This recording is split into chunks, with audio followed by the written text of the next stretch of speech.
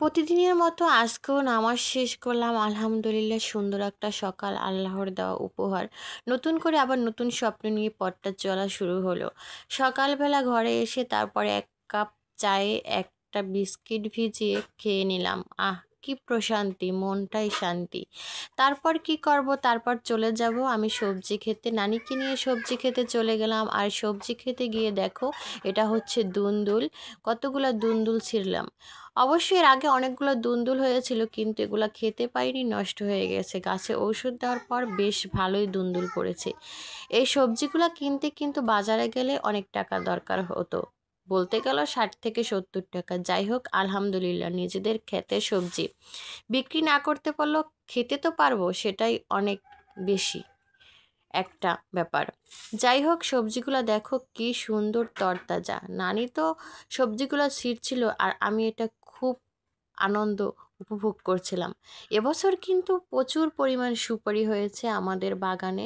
অবশ্য সুপারিগুলো একটু ছোট, কিন্তু ফলনটা বেশ বেশি হয়েছে। দেখো কতগুলো সুপারি মা পাড়িয়েছিল আর আমি এগুলো ভিডিও করলাম। যাই হোক, এখন তো আর রান্না করার সময় চলে এসেছে। আমি রান্নাঘরে চলে গেলাম এবং কয়েকটা লাল আটা দিয়ে রুটি বানিয়ে নিলাম। বেশিরভাগ দুপুরবেলায় এই লাল আটা বানিয়ে ডাল দিয়ে আর চিনি নারিকেল দিয়ে খাওয়া হয়। প্রতিদিনের মতো আজকেও আমি রুটি বানাতে চলে গেলাম মাটির চুলায়। দেখো কতগুলো রুটি বেলছি, আর এই রুটিগুলো বেলতে কিন্তু আমার প্রায় ৪০ মিনিটের মতো সময় লেগেছে। বলতে পারো এক কথায় আমি রুটি বানাতেই পারি না। আজকে কি রান্না করব? শাপলা চিংড়ি মাছ দিয়ে, নারিকেল বাটা দিয়ে, আর হলো পাঙ্গাস মাছ। যাই হোক, শাপলা চিংড়ি মাছ আর নারিকেল বাটা দিয়ে খেতে কিন্তু বেশ মজা। যাই হোক, এই নারিকেলটা তো পারতে হবে, তাই না? আমরা গ্রামের মানুষ, আমাদের অনেক কিছুই কিনতে হয় না। আলহামদুলিল্লাহ, নিজেদের গাছই নারিকেল হয়েছে। এখন আব্বাকে বললাম, আব্বা নারিকেলটা পেড়ে দাও। আব্বা তো এত বড় গাছে উঠতে পারবো না, সে একটা বাঁশের সাথে কাঁচি বেঁধে তারপর একটা নারিকেল ছিল গাছে, ওই নারিকেলটা পাড়ার চেষ্টা করেছিল। যাই হোক, আলহামদুলিল্লাহ, নারিকেলটা পড়লো। এই যে দেখো, এখন এই নারিকেলটা আমি পেলাম। নারিকেলটা বেশ একটা বড় না, মোটামুটি ছিল। যাই হোক, নারিকেলটা নিয়ে আসলাম এবং নারিকেলটা দেখো কি সুন্দর করে ফাটানো হলো। ও মা, অসাধারণ!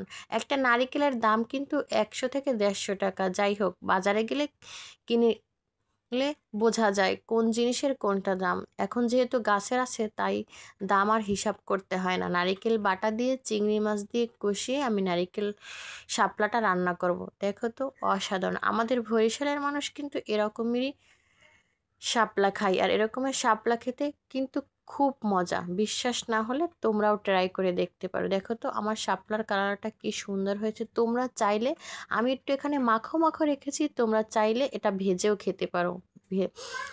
ভেজে খেলে এটা আরও মজা। যাই হোক, বাই বাই, আল্লাহ হাফেজ।